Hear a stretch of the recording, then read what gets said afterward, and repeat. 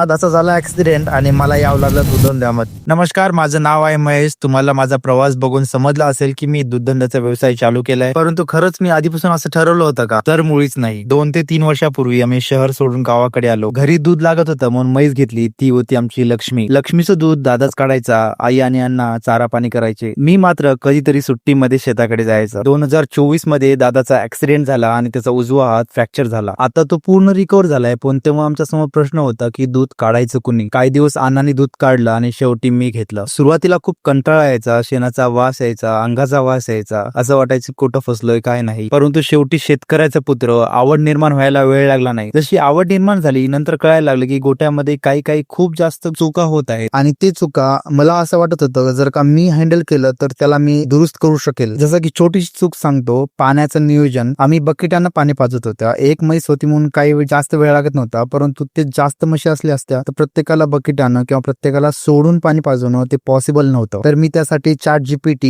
AI खूप सारं research केलं. त्यानंतर मला कळालं की आपण ऑटोमॅटिक पाणी करू शकतात. आणि आता जर का माझ्या पेजवर बघितले असेल त्याच्यामध्ये ऑटोमॅटिक पाण्याची सुविधा केलेली आहे. त्यानं 2 कामं झालं. एक तर म्हशीला 24 घंटे पाणी भेटलं आणि आमचा टाइम पण वाचला. असे खूप सारे प्रश्न होते ज्याचं उत्तर तर होतं परंतु आम्ही धडपडत नव्हतो. अशा प्रकारे माझ्या प्रवासाला सुरुवात झाली. याच्यामध्ये एक तर कळालं मी कमीत कमी वेळामध्ये आपण जास्तीत जास्त पैसा करू शकतो. फक्त स्मार्ट वर्क करायची गरज आहे. त्यामुळे मी हायटेक गोटा करायचं ठरवलं. आता फक्त ऑटोमॅटिक पाण्याचं केलेलं आहे. ऑटोमॅटिक शेणाचं पण नियोजन आहे माझ्या मनामध्ये, पण त्याची कॉस्ट आहे ना खूप जास्त आहे. त्यामुळे पुढच्या वर्षी मी ते करणार आहे. आता हे ऐकल्यावर खूप जण म्हणतील अबे ऑटोमॅटिक शेणाचं कसं पॉसिबल आहे? अरे बाबा, ऑटोमॅटिक पाण्यात जेव्हा म्हणलं होतं ना तेव्हा पण असेच म्हणणार होते ऑटोमॅटिक पाणी कसं येणार आहे 24 घंटे. झालं ना पाणी. तसं शेणाचं पण नियोजन आहे. त्याला वेळ लागेल. त्यासाठी तुम्ही पेजला फॉलो करून ठेवा, तुम्हाला झाल्यावर कळेल.